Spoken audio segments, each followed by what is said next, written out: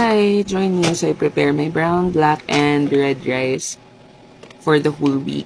Kasi magbabaon ako for 5 days. Ayun.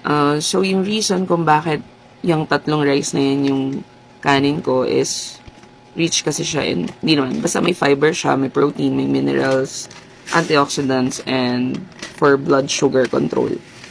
Kanya-kanyang benefits naman yan. Search yun na lang kasi di ko na rin maisa-isa. Basta sabi sa Google ganyan daw.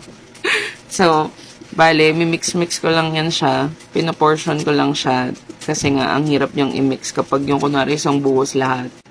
Parang sobrang effort ko yung gagawin. So, syempre, di ko napapakita yung buong process ng pag-mix. Basta bale yung first and last mix na lang yan.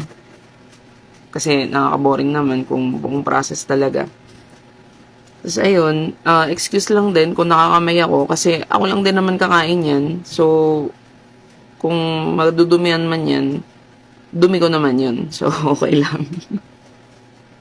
Basta continuous lang sa pag-mix hanggang sa sure ka na na-mix lahat. Although, syempre may mga days na mas marami yung black rice mo, mas marami yung red rice. But then again, okay lang yun. Tapos tatakalin ko lang siya 140 grams. Kasi usually 140 grams naman talaga yung rice ko for the whole day. Divided na siya sa lunch and dinner. So dyan, mga 5 pakal yan. Pare-parehas lang din naman yung video. Mukha lang siya naka-repeat. Pero 3 pakal yan na video ko. Pero 5 talaga yan. Kasi nga for 5 days na baon siya.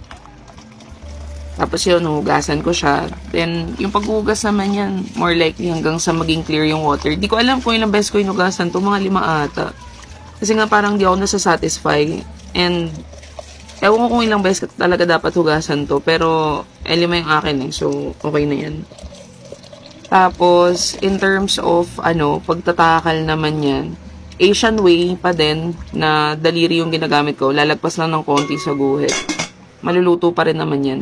Di ko lang na video yung pagtakal, pero ganyan yung tsura niyan pag frozen na siya. Yun lang.